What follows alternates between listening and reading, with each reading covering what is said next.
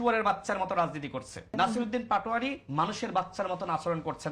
এখন দেখুন এই রাশেদকে কিভাবে আরেকজন মোকাবেলা করছে, সবই আল্লাহর ইচ্ছা। Listen to me.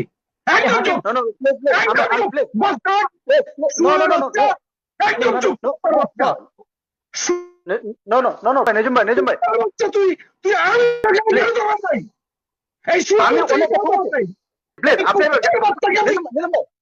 এভাবে গালি কুকুরের বাচ্চা বাস্টার্ড।